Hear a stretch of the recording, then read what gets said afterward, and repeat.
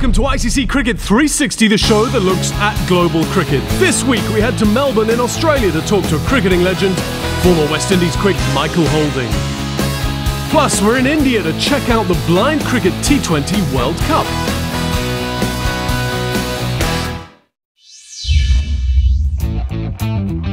Our first stop, the Australian metropolis that was twice voted as the world's ultimate sports city, Melbourne. We're here to catch up with former West Indies fast bowler Michael Holding, a member of the ICC Cricket Hall of Fame, and we followed him around for a day as he shot a commercial. It's been a while since we saw Holding in action on the cricket field, and these days he's better known and loved as a television commentator. But what cricket fan could possibly forget that liquid smooth and utterly terrifying fast bowling of the 6'3" tall Jamaican? Holding played a central role in a West Indies side that dominated world cricket for nearly 2 decades and formed part of the fearsome West Indies pace battery that devastated even the most battle-hardened batting lineups. But his successful career would have come as no surprise to his father, who made sure that he had a head start in the sport. My father enrolled me in Melbourne Cricket Club as soon as I was born, when he knew I was a boy. And I've been a member of Melbourne for 58 years because I'm 58 years old at the moment. My family have always been very big on sport. My mother did athletics when she was young. My sisters did athletics. My brother, athletics. I played most of the sports at school. My father played football better than he played cricket, although he did both. Holding's professional cricket career got off to a flying start. In his debut Test series, the speed of his deliveries were measured and they were quicker than the more experienced fast bowlers on that tour, namely Dennis Lillee, Jeff Thompson and Andy Roberts. It wasn't long before Holding revealed his full potential as a fast bowler. Only 8 months after his debut, he made history by taking 14 wickets for 149 runs against England, the best bowling figures in a Test match ever by a West Indian. I could never ever tell anyone that I knew a lot about fast bowling at 22 years old. I was young, I was fast, and everything just clicked in that particular Test match. I just ran in, bowled fast. The ball was swinging a little bit. It was a flat pitch, so it was unlikely that you were going to be bowling too many short balls. You just kept pitching the ball up, a bit of swing around, and you just kept on taking wickets. Holding went on to become an integral part of a successful West Indies side and lifted his first major trophy when the Windies defended their title at the ICC Cricket World Cup in 1979. In that final, the team scored 286 runs in 60 overs, a massive score for an ODI match in those days. It was a launch pad for things to come, as they earned the respect and admiration of everyone in the cricketing world when they won all their Test series from February 1980 to March 1995. We won for 15 years on the trot. You know, I wasn't a part of the entire 15 years, of course, but I played for 12 years for the West Indies. And when you're playing with a unit and a team that keeps on winning and you build up such a great camaraderie amongst all the players, it's a great feeling. When you're playing cricket for the West Indies, you recognize that it's the only thing that brings the Caribbean people together. In every other sporting endeavor, the Caribbean islands do it on their own. We'll say we and us when the West Indies are playing. So you know how important it is for the West Indies team to do well. Despite having had so much success touring with the West Indies team, Holding had no hesitation when asked to pick his most memorable cricketing experience. The 1979-80 tour of Australia stands out to me, and I will never forget that tour. That was the first time that West Indies beat Australia in Australia, you know, and that was a great accomplishment. During his 12-year career, Holding earned quite a reputation for himself among match officials. Unbeknownst to Holding, one of the best umpires of his generation, Dickie Bird, had nicknamed him Whispering Death. The epithet was a reflection of his stealth when approaching the crease and the speed at which he bowled, which could cause serious damage. When I first heard about Whispering Death, it came as a surprise to me. I had no idea about the name. It was a journalist in England who came up to me, a journalist that I had known for many years, and said to me, "What's up, Whispering Death?" And I said, "What's that all about?" And he said, "Haven't you heard that that's your nickname?" I said, "No." He said, "Dickie Bird had given me that nickname." For someone who had more than a decade-long career in fast bowling, it was only natural that we asked Whispering Death to share some tips with aspiring pacemen on what they need to do to be successful. Their nutrition has to be right so that they can do all the hard work necessary. Fast bowling is the most unnatural thing for any sportsman to do. As we have seen throughout the years, fast bowlers get lots of injuries, especially if their bowling actions are not quite as mechanically correct as it can be. So you have got to have strong bodies, you have got to be willing to put in the work to do all that. Secondly, you have got to make sure that when you go into the nets, you don't just go into the nets and go through the motions. You have got to go into the nets and work on specific things every time you go there. It's not just a matter of a plaything, running in and bowling balls and bowling a few bounces at batsmen in the nets and frightening people. You have got to work on specific things when you go into the nets. So it's hard work and specific work. Holding bade farewell to international cricket in 1987, having played 60 tests and 102 ODIs, and continued on the domestic scene for another couple of years. Even then, that was by no means the last of his involvement in the game. His next incarnation was as a match commentator.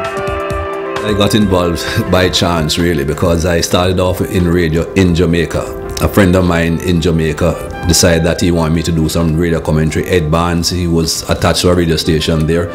And I wasn't very keen, but with his persistence and his constant nagging, I decided to do it. And I did a bit of radio and then did some television in the Caribbean when they first started televising cricket from the Caribbean. And I've done it ever since. It's a lot easier being in the commentary box than on the field, that is for sure. Yes, it can be very difficult to commentate when the West Indies are playing, because you get emotionally involved when the West Indies are playing, and sometimes when they're not doing too well, it affects you. You know, it's much better off if none of the teams that are actually playing really affects you emotionally. You just sit down, concentrate on the job that you're doing, and just do your job.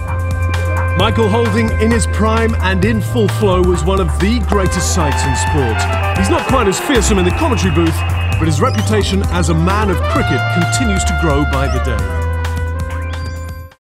It's time to find out what some of the stars really think about their teammates. This week, it's Kiwi captain Brendan McCullum. Fittest in the team, I'd probably say Trent Bolt. Dan Vittoria, definitely. Tim Southey, without a doubt.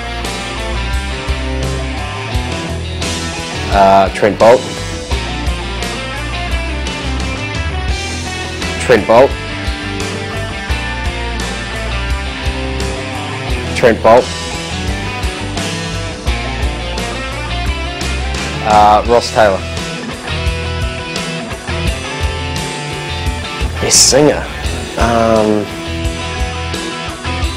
Kane Williamson. Probably me. Future coach, that would be Mattress, my brother. Before we head to the break, let's give you some ICC Cricket 360 trivia.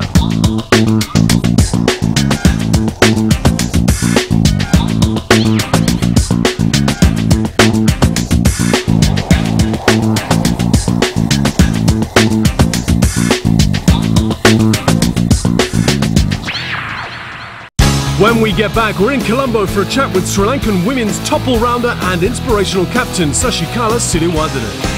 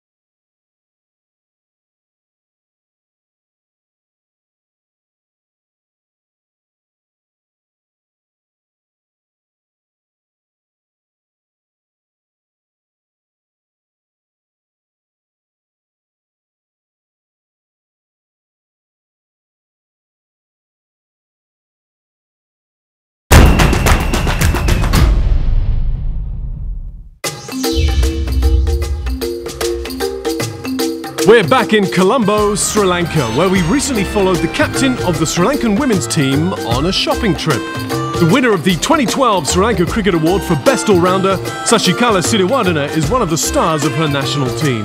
During her spot of retail therapy, we managed to get a sit-down with her to tell us how her career in cricket took shape. It all started right here in Colombo when she was 6, playing in her brother's team. First, they asked me to come because they wanted one or two persons to, balance the teams. Then I was just feeding there, only feeding, and I saw others were bowling, batting. I thought I should bowl and bat, so I tried to practice myself in the room, like I was copying other boys. and gradually I could able to enter their teams within 2-3 years as a bowler, as a batswoman. She made her domestic debut in 2003, and in that same year she was selected for the national side. Within 2 months, and still only 18 years old, she made her one-day international debut with a tour of the West Indies. I heard that I was selected dropping a very experienced off spinner. So it was, I had a lot of responsibility to fulfill her duty as a newcomer. So with that and the lot of help from the seniors, I could able to do very well in that series. And the newspapers were telling that I was the best newcomer ever have produced in a debut series. The performance like that, it is very not easy. Sashikala took 2 wickets in that debut match and made 29 runs as a middle order batter. Sri Lanka would go on to win the series 6-0.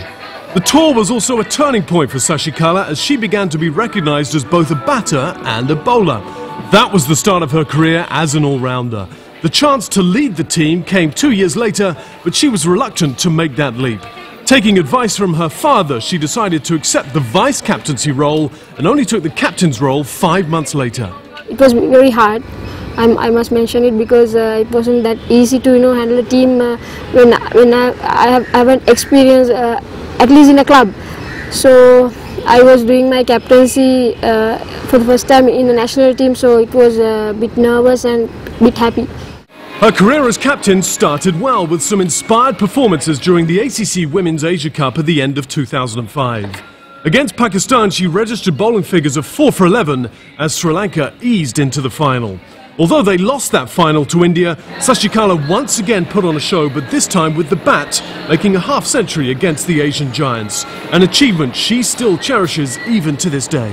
As an individual, my memorable moment is that I was able to make a 50 against India, because as we all know, India is a giant women's team in Asia and in the world, so it was really happy to make a 50 against them. She went on to lead her country to further ACC Asia Cups, including the recent one in China. Under her leadership, Sri Lanka has defeated the West Indies during a 2008 tour of the Caribbean, and a Tri-Nation Women's Series trophy in Bangladesh soon followed that. And during her time in the team, she's seen a big shift in the development of the women's game in her country. Yeah, when I started my career as a national player, there were nothing like contracts or a fee. In 2006, we could able to combine with the Sri Lanka cricket. We were separately like cricket association thing, and then we moved into Sri Lanka cricket. And from that combination, we could able to gain lots of things for our lives, financially and other things like technical wise, coaches, medical stuff, and the exposure in the global cricket. The support that Sashikala receives from her family has helped her continue on this journey, and she especially holds her father as the most influential figure in her success as a cricketer. All the way he has taken me to the practice. He's waiting for me. He's watching all matches that I've ever played in domestic. So he's a very special one for me so far, and he will be the best ever for me to motivate me every time. Although she's represented Sri Lanka in 2 ICC Women's World Cups and also appeared at the ICC Women's World 2020 this year on home soil, success has proved to be elusive. Next year she will be leading her side into the ICC Women's World Cup in India and will be hoping to make a significant impact there. Yeah, when I played for my country for the first time, my dream was to play a World Cup. Then I could able to play 2 World Cups so far, but I haven't done anything special in a World Cup. So this might be my last 50 World Cup. So I have to do very special thing as a captain and as a normal player. So I'm hoping to do my best for my team and make the team to do very well. Sashikala may not be thinking about lifting the cup in India, but she will be hoping to embarrass a few teams who take Sri Lanka for granted. Ever wondered what top internationals carry in their bag? Time to find out from West Indies women's skipper Marissa Aguilera. Hi, I'm Marissa Aguilera. Let me show you what's in my kit bag. Okay, most important, my bottle. Just in case, to make sure that we don't waste any water. This is my batting pad, sorry.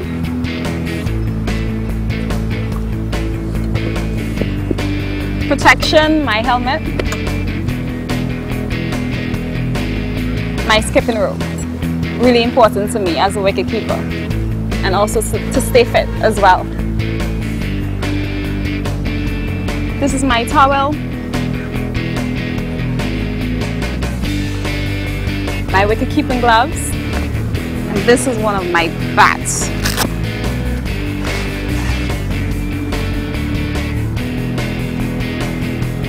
This is my favorite pair of trainers. They're a bit dirty, but I love them. As a young lady, it's always important to have wipes. Most important. My brush, my comb, something to eat just in case, and healthy, some nuts. Pistachio, my favorite.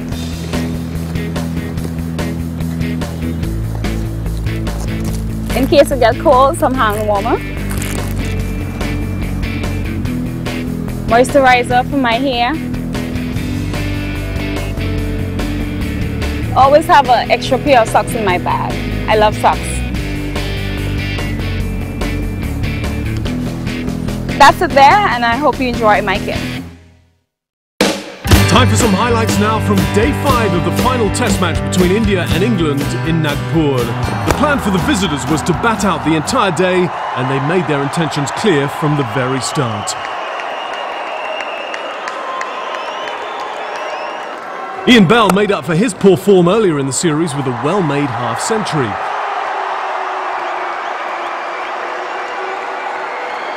At the other end, Jonathan Trott was looking in great touch, bringing up his 8th Test 100 and his first since March of this year. India failed to take advantage of the new ball, and poor deliveries like these were getting the necessary treatment. Bell and Trott put on over 200 runs for the 4th wicket. India's first breakthrough came just before tea. Virat Kohli taking a sharp catch to send Jonathan Trott back to the hutch for 143. There was no stopping Ian Bell though. He notched up his 17th Test ton and his first in India. A great way to silence those critics after his disappointing show in the first Test.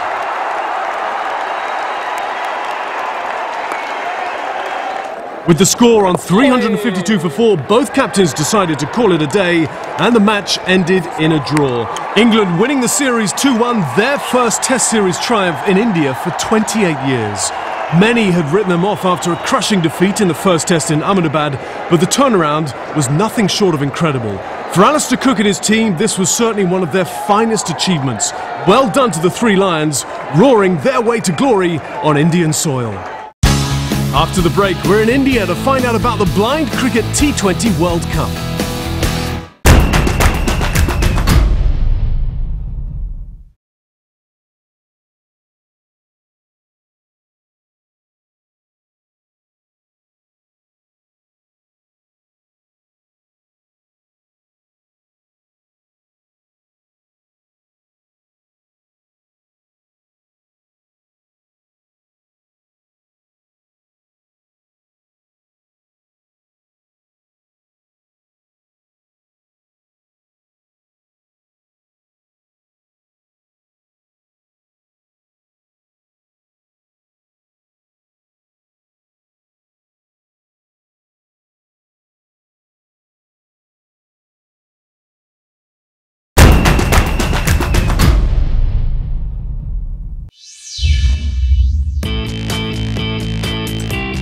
We're off to India next, and the garden city of Bengaluru, located in the south of the country.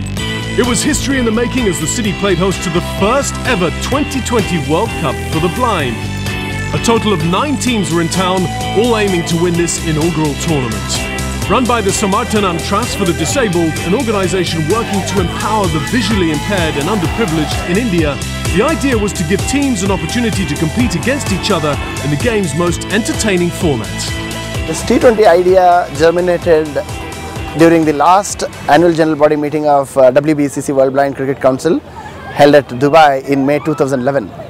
Me and my friend SP Nagesh, the president of CABI, Cricket Association for the Blind in India, when every one of us were discussing about where is the next World Cup going to be, then we suggested why don't we hold the T20 format, which is picking up and people are crazy.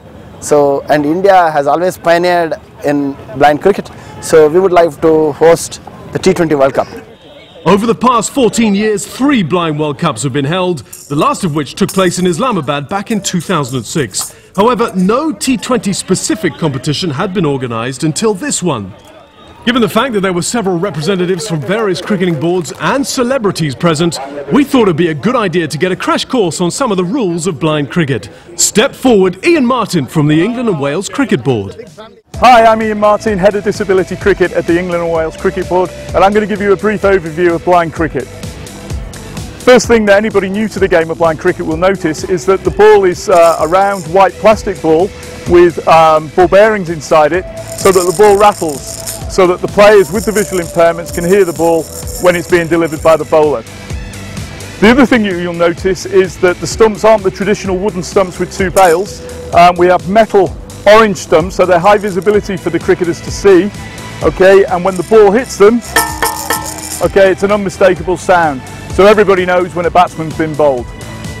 The other thing you'll notice about blind cricket is that the ball is delivered underarm, and the reason for that is so that the ball bounces in both the bowler's half of the wicket and the batsman's half of the wicket, so that the visually impaired batsman can pick up the line and the direction of the ball both by the noise, the sound of the rattle as it gets closer to them, and by the bouncing, so that they can judge the distance of the ball from the bat. It's important to note that not all players in a team are completely blind. There are a few distinctive categories when it comes to the composition of every team. Out of 11 players, we have 3 categories: B1, B2, B3. B1 is totally blind, who doesn't see at all or light perception. B2 is partially blind, who can see up to 3 meters.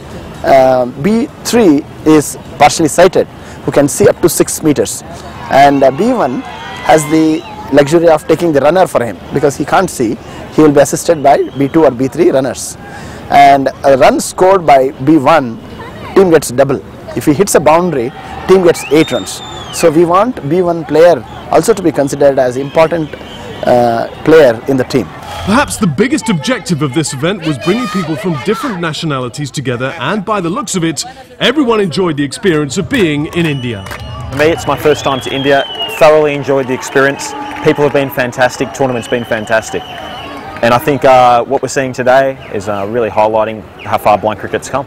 Any sporting event needs its fair share of big names to help raise the profile of the competition. As far as this T20 World Cup was concerned, former Sri Lankan skipper Arjuna Ranatunga and one of India's 1983 ICC Cricket World Cup winning heroes, Saeed Kirmani, were actively involved in supporting the cause. It's a privilege for some of these people to come and represent their country. I think it will give a vision to the younger generation who are blind, who prefer to stay away from the sports. I'm sure that they will have a vision or an idea in the future. They can get into a national cricket team even if they're blind. I'm sure in the time to come it's going to be a very big success. And I think you guys, as the print media or the electronic media, and the radios are the main guys who should bring in a lot of awareness. The final itself was a clash of the titans as India squared off against arch rivals Pakistan. Pakistan won the toss and put the hosts into bat. India looked in great touch right from the word go and finished with a total of 258 for 8 from their 20 overs. In reply, Pakistan got off to a decent start. They were cruising along at 75 without loss, but soon India pegged them back with a few quick wickets. Eventually, the equation came down to 45 off the last 2 overs. Cheered on by the packed crowd, Team India managed to secure victory by 30 runs. As expected, there were scenes of wild celebration in the ground. It was an historic moment for the Indian contingent, but despite the euphoria, the challenge now was to look to the future. मेरा request ये है कि My request is that the central government, the state government and the World Blind Cricket Council should encourage us even more now and support us. In the mind and heart of a blind cricket player, we feel we're not inferior to anyone. We are just as equal. The under-19 boys have won the World Cup, Dhoni's team has won a World Cup, and now the blind cricket team has won, so I hope the Prime Minister and various other heads of state recognize our efforts as well. Overall, the tournament itself was a smashing success. 2 weeks of high-octane action, 39 matches and 1 winner. And if there's one thing we've learned, it's the fact that whatever the challenges may be, sport is one of the best ways to make a difference. Time now for the Reliance ICC rankings, and this week it's Sri Lankan all-rounder Angelo Matthews. He made his one-day international debut in November 2008 against Zimbabwe. His maiden 50 came in his third match in January 2009.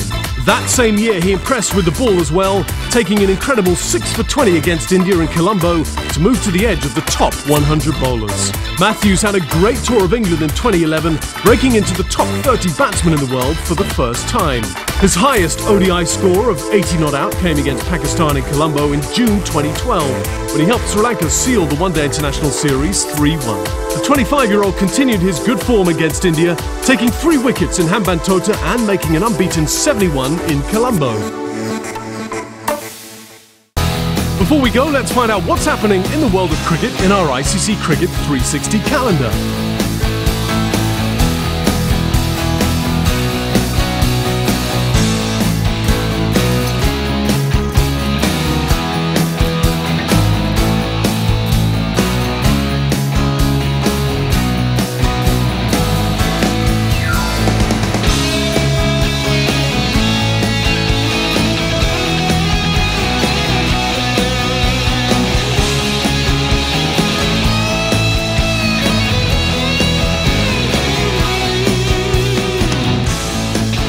Next week on ICC Cricket 360, we catch up with one of the best all-rounders of his generation, South Africa's Jacques Kallis.